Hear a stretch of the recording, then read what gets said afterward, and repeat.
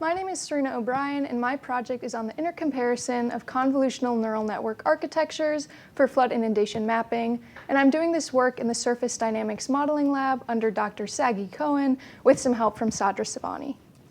So our motivation is that flooding is one of the most destructive natural disasters in the world. So we want to think about how we can predict, prepare for, and then manage that flooding. And that's where flood inundation mapping, we'll abbreviate it FIM, comes in. So this is really just the process of putting water on the map, so delineating flooding. And for this project specifically, we're focusing on answering the question of what areas are going to be flooded or have been flooded. And there are several methods for FIM with various limitations. We have remote sensing FIM, high fidelity FIM, low fidelity FIM, and then some other data-driven methods. And then this project specifically is combining characteristics of remote sensing FIM with those data-driven methods. So when we talk about remote sensing, there's satellite imagery and then other aerial imagery, which is coming from drones, UAVs, manned aircraft. And I want to focus on a few distinctions of aerial imagery, which are why we chose it for this project. So one thing is it has much higher spatial resolution, so we're able to get much finer detail. And then another thing is that it's not as affected by atmospheric conditions because you have them flying at a lower elevation, they're not affected by cloud cover. And most importantly is the temporal resolution. So we can have pretty much on-demand data collection, whereas satellites tend to be limited by these fixed revisit times. One limitation, though, of aerial imagery is that we typically are limited to the visible light spectrum. Satellites can pick up some other channels. And because we're limited to this visible light spectrum, we can't rely on the fact that water strongly absorbs infrared light. Instead, we're relying pretty much exclusively on visual cues, so spatial, textual, and contextual cues. And because of this, it becomes an image segmentation task. And this is something that convolutional neural networks really excel at. And the foundation for a convolutional neural network is this mathematical operation called a convolution that you'll see on the right. And essentially, we can think of it as a sliding window, also called a kernel or a filter, that's applying a dot-wise sort of operation and applying these weights. And that will result in a feature map. And this is what we can kind of use for feature extraction and detection. So in order to use these models, we need data to give it. So what we have here is the raw aerial imagery, and this comes from NOAA, and it's very high resolution. So every pixel here is representing just a little more than a square foot on the ground. And then we also have these benchmark flood maps, which are developed by another group in the lab. The red here is pixels hand classified as flooded. The gray is pixels classified as non-flooded. And then we can't just give these big images to the model. Instead, we have to go through this data preparation process. And essentially, the end result of this process is that we have these 256 by 256 pixel patches from the input image and then their corresponding patch on the benchmark map. And then these patches go together to the model in batches. And then the model itself is a convolutional neural network. And for this implementation, we're implementing the UNet architecture, which is classified by its U shape, which you'll see on the right.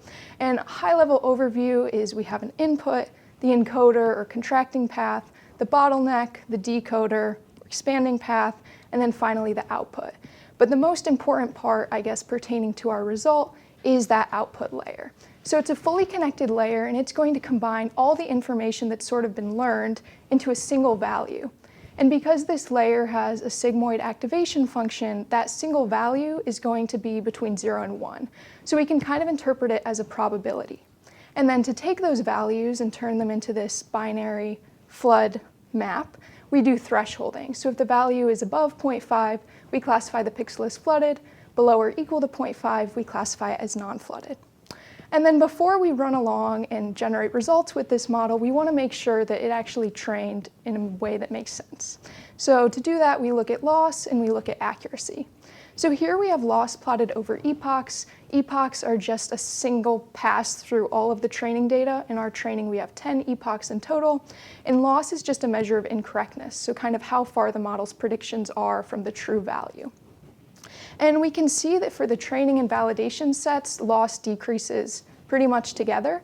And this is a good sign. We like to see that tight coupling.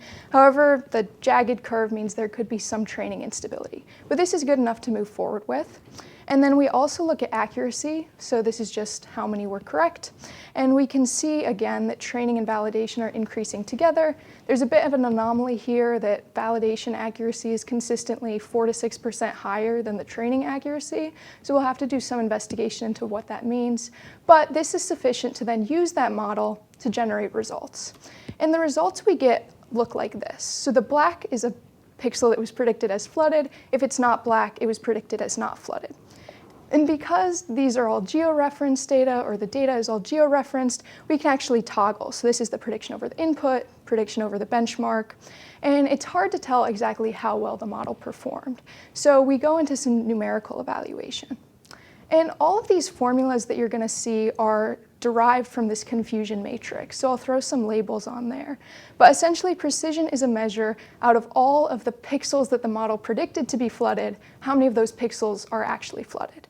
Recall is a measure of out of all of the flooded pixels that the model could have predicted as flooded, how many did it predict to be flooded? And then F1 is just a balance between the two of those. And coincidentally, they're all the same, but this isn't always the case. But then we also want to know why the model might be making mistakes. So then we go into some visual evaluation. So we want to look at false negatives and false positives. So when it comes to false negatives, we're looking for where the model failed to identify flooding. So we can zoom in, we can toggle, and we can see that there's a lot of vegetation and tree cover happening on the original input image. Then we want to do the same process for false positives. So this is where we're going to see a lot of black with no benchmark red. So we zoom in, we look, and we see what's actually going on, is that there's just similar coloration. So even to the naked eye, it's a little bit difficult to distinguish what areas might be flooded or flooded as a result of the fluvial flooding versus not. And then ultimately, for our next steps, we want to look into generalization. So the model, all of what we've talked about so far has been for just one case in a flood in Arkansas, but a successful model is going to be able to generalize to a lot of cases. So in order to actually evaluate this, we're going to need more benchmark data. So once we have that data, we can evaluate on more cases and see if it seems to be performing similarly or performing well. Another thing we want to do after that is consider making improvements to the UNet architecture implementation. So that means addressing the root of why it might be having these false negatives or false positives. For false negatives, we can recall that vegetated example that we looked at, and we can kind of infer that if an area around a tree is flooded and the tree is at the same elevation, probably there's flooding happening underneath the tree as well. But the network doesn't have any sort of data to make that inference. So we're considering adding a digital elevation model channel, which might allow the model to kind of come to those conclusions. For false positives, we're not as sure what steps should be taken, but there's been some evidence that pre-processing of the data, maybe applying a filter. There was a paper on urban water extraction that did some of this. That could have a positive effect, so we need to look into that.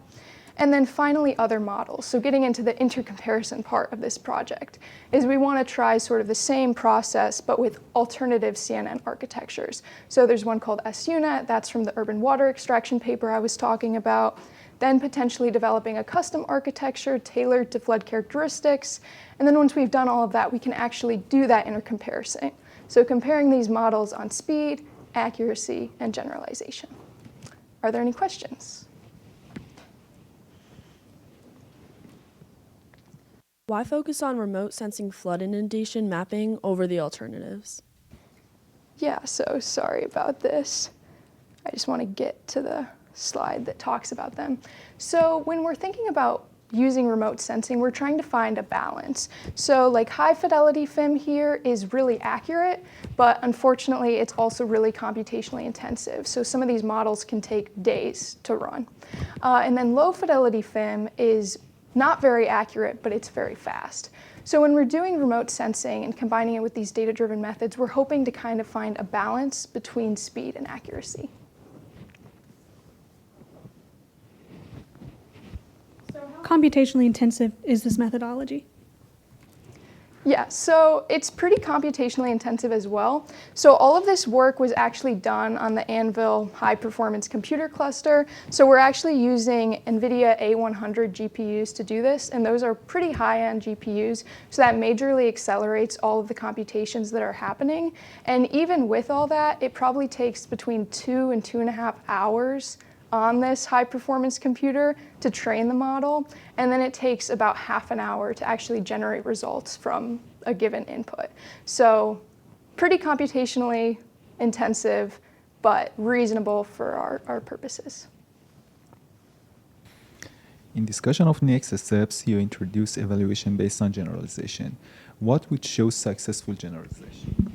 Yeah, so this is an area in the field which is a little, there aren't super clear metrics for evaluating performance at all, let alone generalization. So we looked at some metrics earlier, and those are just a few out of many metrics that you could choose to focus in on.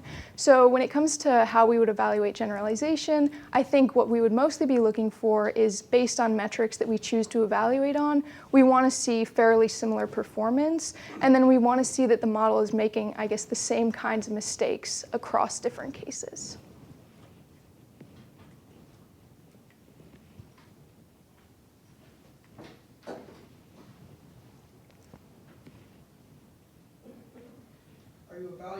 Are you evaluating anything about how water might escape an area? For example, somewhere where there's a lot of streams, so water could be evacuated quickly, versus somewhere where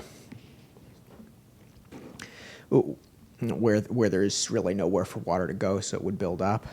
Yeah, so this specific project, I guess, isn't looking so much into the actual mitigation strategies or really assessing what floods are the worst. This is kind of just a tool that could then be used to do that work of determining which floods are most important to address and mitigate. And determining that, I think what you're saying about streams and being able to get that water dispersed, that would be an important attribute, which maybe this could help identify, but that's not something that we're currently working on.